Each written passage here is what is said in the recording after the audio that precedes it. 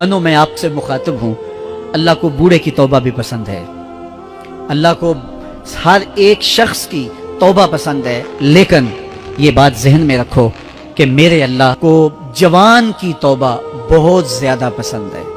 میرے اور آپ کے آقا مولا نے فرمایا انا حبیب اللہ، میں اللہ کا حبیب ہوں۔ کتنا بڑا اعزاز ہے جو میرے حضور کا ہے، لیکن ایک دوسرے مقام پہ ارشاد فرمایا الشاب التائب حبیب اللہ، سن لو جو جوان جوانی میں توبہ کرے وہ بھی اللہ کا حبیب ہے۔ وہ جوان جس نے اپنی جوانی اللہ کی یاد میں گزاری، اللہ کے ذکر میں گزاری۔ جوانوں، عبادت کی لذت بھی جوانی میں ہے۔ اگرچہ جوانی مستانی ہوتی ہے، ذرا اس مستانی جوانی کو تہجد کے مصلی پہ لا کے دیکھو، کیا مستی چڑھتی ہے سجدوں کے اندر، کیا لطف ہے قیام کے اندر، کیا سکون ہے رکوع کے اندر۔ اس جوانی کو مالک کی چوکھٹ پہ لاؤ، پھر دیکھنا کہ یہ جوانی کتنی لذت آفری ہوتی ہے، اور پھر اس جوانی کے بدلے میں اللہ تعالیٰ تمہیں کیا کیا عطا فرماتا ہے۔ وَرَجُلٌ قَلْبُهُ مُعَلَّقٌ بِالْمَسَاجِدِ، وہ آدمی جس کا دل مسجد کے ساتھ وابستہ ہوتا ہے، اللہ کے گھر کی تعمیر، اللہ کے گھر کی تزئین، اللہ کے گھر کی صفائی ستھرائی، اللہ کے گھر کی آباد کاری، اللہ کے گھر کی حاضری، یہ اس کی زندگی کا مشغلہ ہے۔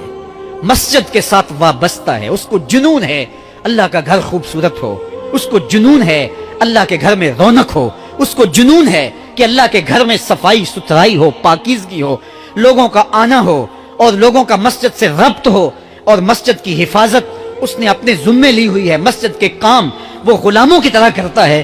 سنو سنو، میرے حضور نے فرمایا قیامت کے دن اللہ اسے اپنے عرش کا ٹھنڈا سایہ عطا فرمائے گا۔ وہ آدمی جس میں تنہائی میں اللہ کا ذکر کیا، اللہ کو یاد کرنے بیٹھ گیا، کوئی دیکھنے والا نہیں تھا، وہ تنہا تھا، حجرے میں تھا، اپنے بند کمرے میں تھا، اپنے رب کو یاد کیا۔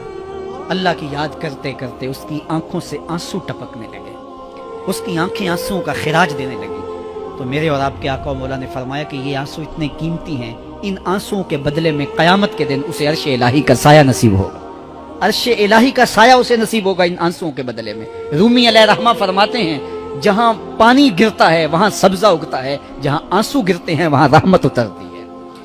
تو اس لیے جو اللہ کی یاد میں رونے کا لطف ہے اور اللہ کی یاد میں آنسو بہانے کا اجر اور صلہ رکھا گیا ہے، یہ گناہوں کو دھو ڈالتا ہے، یہ اندر کی صفائی اور ستھرائی کا سبب اور ذریعہ ہے۔ میرے اور آپ کے آقا مولا نے فرمایا راتوں کی تنہائیوں میں اٹھ کے قرآن پڑھا کرو اور قرآن پڑھتے ہوئے رویا کرو۔ پھر فرمایا فَإِن لَّمْ تَبْكُوا فَتَبَاكُوا، اگر رونا نہ آئے تو رونے کی کوشش کیا کرو۔ حضرت داتا گنج بخش علی حجویری سے ایک مرید نے کہا حضرت اگر رونے کی کوشش کریں پھر بھی رونا نہ آئے، فرمایا پھر اپنے مقدر پہ رویا کرو۔ تم اتنے سنگ دل ہو گئے ہو کہ تمہاری آنکھیں آنسوں کا خراج نہیں دیتی۔ جو رونا نہیں جانتا وہ اللہ کی رحمتوں کو اور اللہ کی کرم نوازیوں کو کیسے سمیٹ پائے گا؟ بچہ روتا ہے تو ماں دودھ دیتی ہے، جب بندہ اللہ کی حضور الہاؤ زاری کرتا ہے، عجز کرتا ہے، انکساری کرتا ہے، تو اللہ کی رحمتوں کو جوش آتا ہے اور اللہ تعالیٰ کی رحمتیں اس پہ برستی ہیں۔